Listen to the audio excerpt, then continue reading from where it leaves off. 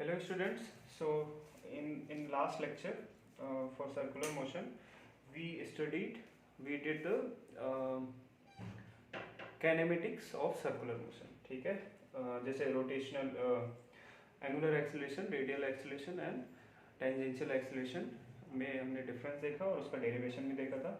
इसमें आज का लेक्चर बहुत ही इंपॉर्टेंट है इन द सेंस दैट कि आप कभी कभी ना ऐसे ब्लैंक हो जाते हो कि how to approach a mechanics question, तो उसमें you will understand after today's lecture. I am sure that कि आप ब्लैंक नहीं होगे कि अप्रोच कैसे करें। ठीक है, कि कब basically I will talk about centrifugal force and pseudo force, inertial frame and non inertial frame, कब Newton's law of motion applied होता है और कब न्यूटन्स लॉ ऑफ मोशन नहीं अप्लाइड होता है, जिसमें कंफ्यूजन होता है और and you miss one force that's called pseudo force, उसकी वजह से क्वेश्चन गलत हो जाता है। ठीक है, let me start. Okay, first of all what is inertial frame? Inertial frame means अगर आपका frame of reference, for example this table और let's say this board itself is at so this frame of reference of the board does not accelerate, that means कि इसका जो acceleration है board का वो zero है। ठीक है, this is inertial frame. What is non inertial frame?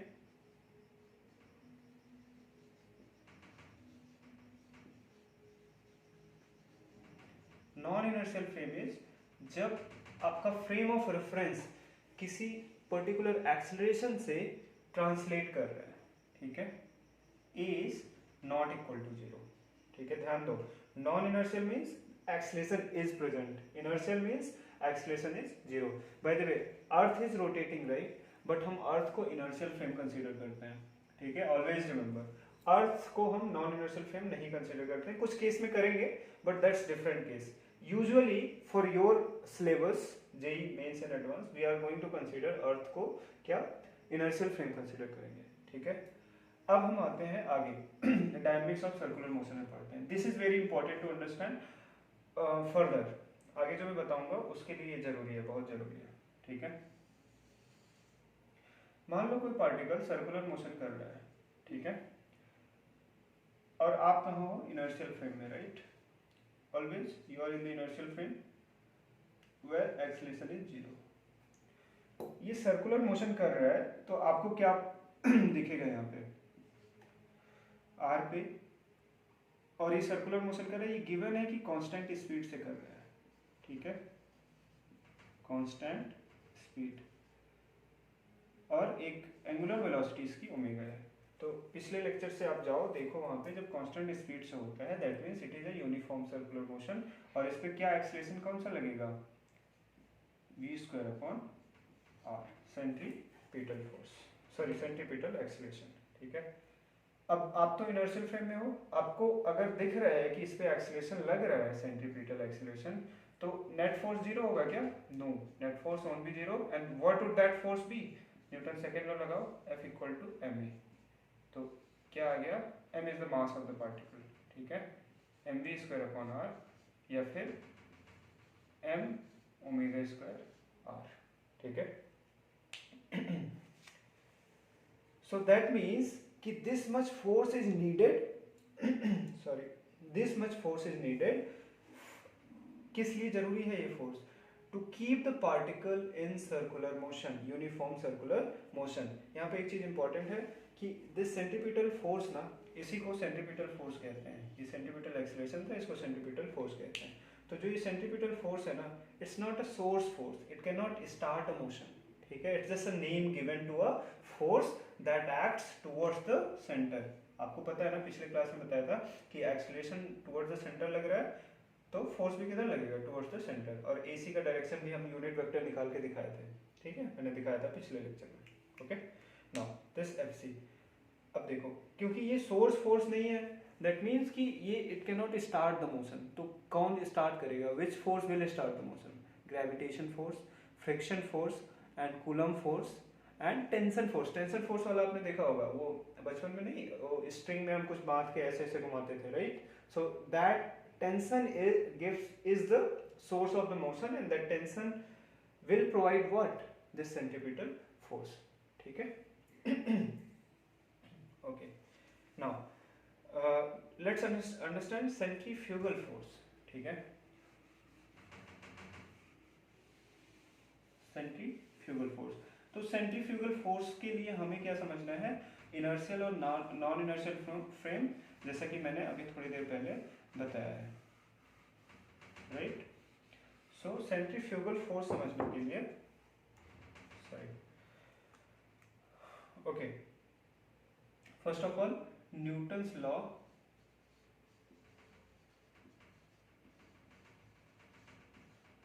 Of motion is not applicable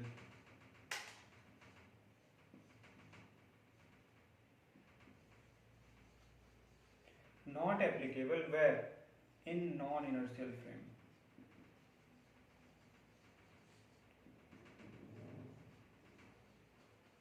ठीक है?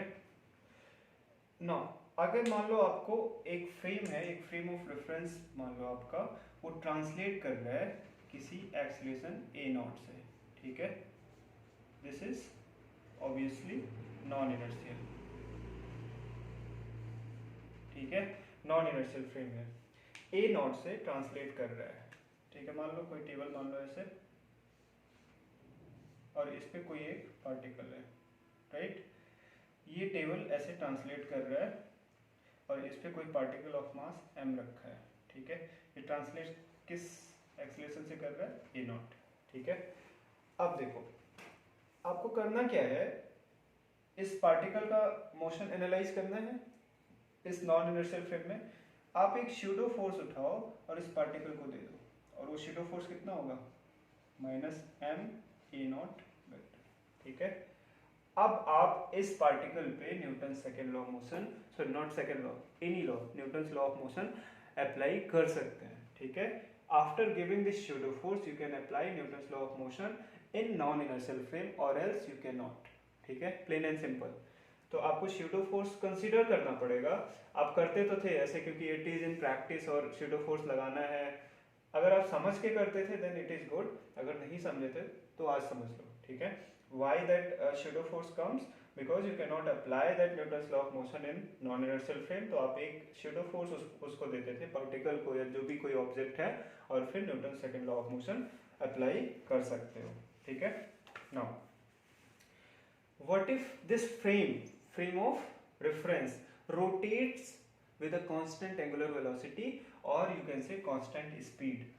फिर से लास्ट लेक्चर रिकॉल करो, जहां पे कांस्टेंट स्पीड से जब कोई सर्कुलर मोशन होता है तो उसको यूनिफॉर्म सर्कुलर मोशन बोलते हैं, और उस पर केवल और केवल one and only acceleration force acts. Which one is that? Centripetal acceleration, and that is what? V square upon r, ठीक है? Now assume that you have this, let's say a cabin, ठीक है, which is rotating with velocity, angular velocity omega, ठीक है? और यहाँ पे कोई एक ब्लॉक रखा है सेंटर से, सॉरी ऐसे ही कर लेते हैं, सेंटर से आर रेडियस पे, और जो केबिन का सरफेस है, ठीक है, केबिन का जो सरफेस है वो रफ है, और ब्लॉक का जो कांटेक्ट आ रहा है वो भी रफ है. That means there would be a friction force, ठीक है? इसका मास m मान लेते हैं. तो दो केस समझते हैं. एक बार हम ये तो रोटेट कर रहे हैं. अब पहले ये बताओ कि ये नॉन इनर्शियल फ्रेम है या इनर्शियल फ्रेम है? नॉन इनर्शियल फ्रेम है. क्यों? क्योंकि ये रोटेट कर रहा है केबिन, ये जेड एक्सिस मान लो, ठीक है, जेड एक्सिस के अबाउट रोटेट कर रहा है हॉरिजॉन्टल, ऐसे हॉरिजॉन्टल डायरेक्शन में. तो इस पे एक एक्सीलरेशन एक्ट कर रहा है. Which acceleration? What is that acceleration? Centripetal acceleration है वो. और अगर एक्सीलरेशन एक्ट कर रहा है फ्रेम ऑफ रेफरेंस में तो वो नॉन इनर्शियल फ्रेम हुआ, ठीक है? तो अब कैसे करेंगे? दो केस कंसीडर करते हैं. एक हम इनर्शियल फ्रेम में रहते हैं, हम इधर रहते हैं कहीं, ये इनर्शियल केबिन के बाहर कहीं पे, ठीक है? यहाँ से हम देखेंगे तो हमें क्या दिखेगा बताओ? यहाँ से हम जब देखेंगे, इसी को एक्सटेंड कर देते हैं, ये रेडियस r पे इसका सर्कुलर मोशन हो रहा होगा, ये भी तो रोटेट करेगा, ये ब्लॉक जो मास m का था इसका सर्कुलर मोशन करेगा और इसका नॉर्मल रिएक्शन अपवर्ड लगेगा, नीचे की तरफ क्या लगेगा, वेट, ठीक है। और इस पे एक फ्रिक्शन फोर्स एक्ट करेगा जो किधर लगेगा, that friction force is going to be acting here, क्योंकि रफ सरफेस है और ब्लॉक का स्लिपिंग की टेंडेंसी होगी बाहर की तरफ, ऐसे जब रोटेट करोगे तो इस पे एक फ्रिक्शन टुवर्ड्स द सेंटर लगेगा, ठीक है। अब देखो आपके हिसाब से when you are in inertial frame, आपके हिसाब से when you are in inertial frame, ठीक है, तो ये ब्लॉक भी सर्कुलर मोशन कर रहा है, ठीक है। तो इस पे जो n तो बैलेंस है mg से, Newton second law of motion लगाओ, यहाँ पे लगाते हैं Newton's second law of motion, ठीक है, लगाओ। तो जो ये F होगा ये कहाँ से आ रहा है, ये जो फ्रिक्शन फोर्स है हाउ इज इट इमर्जिंग, ये आ कहाँ से रहा है, F equal to m into acceleration, और क्योंकि ये सर्कुलर मोशन है, सर्कुलर मोशन में एक्सलेशन क्या होता है, v स्क्वायर अपॉन r, ठीक है, या फिर m ओमेगा स्क्वायर r, ठीक है, ये फ्रिक्शन फोर्स हो गया। Second case, let's go into the cabin, cabin में चलते हैं, ठीक है, केबिन में चलेंगे, इसको एक केस करेंगे, केस 1 और यहाँ पे केस 2, केस 2 का फ्री बॉडी डायग्राम मैं यहाँ बना देता हूँ। केस 2 में आते हैं तो हमें क्या बनाएंगे बताओ। अच्छा, if we are in the frame of reference of the cabin, cabin के फ्रेम ऑफ रेफरेंस में है, तो व्हाट वी सी, हमें दिख क्या रहा है, ये ब्लॉक रेस्ट पे है, राइट, कैसे रेस्ट पे है, तो अगर इसको रेस्ट पे है, इस ब्लॉक को रेस्ट पे होना है, तो there should not be any net force, net force on this block should be 0, हमें दिख क्या रहा है यहाँ पे, FBD बनाते हैं, देखते हैं कि नेट फोर्स 0 है कि नहीं, ठीक है। नॉर्मल रिएक्शन अभी भी ऊपर की तरफ, नीचे mg, फ्रिक्शन अभी भी इधर लग रहा है, नेट फोर्स देखते हैं, n equal to mg, balance है, F को कौन बैलेंस कर रहा है, कोई है नहीं, ठीक है, none, no other forces to balance F, तो कैसे रेस्ट पे कैसे होगा, तो उसी वजह से so that this block can be at rest in the frame of cabin, non inertial frame के रिस्पेक्ट में इसको रेस्ट पे करना है, तो इसीलिए हम एक स्यूडो फोर्स लगाते हैं, कितना अमाउंट का, F के बराबर, और F की वैल्यू हम निकाल चुके हैं, कितना है, m ओमेगा स्क्वायर r, ठीक है, इसके बराबर हमें फोर्स लगाना पड़ेगा, तब जाके ये रेस्ट पे रहेगा ब्लॉक। अब लगा दो, देखो ध्यान दो, नेट फोर्स 0 होगा अगर ये ऑब्जेक्ट रेस्ट पे रहना है, which law is that, Newton's first law, first law के हिसाब से net force is 0 if object is at rest, तो जब हम inertial frame, sorry non inertial frame में आए जब, ठीक है, नॉन इनर्शियल फ्रेम में आए तो हम कौन सा लॉ लगाए न्यूटन्स का, first law, Newton's first law लगाया हमने, और जब इनर्शियल फ्रेम में थे हम कौन सा लॉ लगाए, न्यूटन्स सेकंड लॉ लगाए, ठीक है, ये ध्यान देना, ठीक है। तो ऐसे तो सेंट्रीफ्यूगल फोर्स क्या हुआ, जो ये स्यूडो फोर्स हमने लगाया है एक m ओमेगा स्क्वायर r, इसी को सेंट्रीफ्यूगल फोर्स कहते हैं, ठीक है, this is what we call centrifugal force, ठीक है। नाउ वन लास्ट थिंग, इसी का एक एक्सटेंशन है, ठीक है, अगर I'll tell you, okay fine, let's move, so अभी क्या था, ये रोटेट कर रहा था, but this particle was at rest, जो ये मास था इस केबिन में, इट वाज एट रेस्ट। अब मान लो इस पार्टिकल को हम मूव करा रहे हैं किसी वेलोसिटी v से, ठीक है,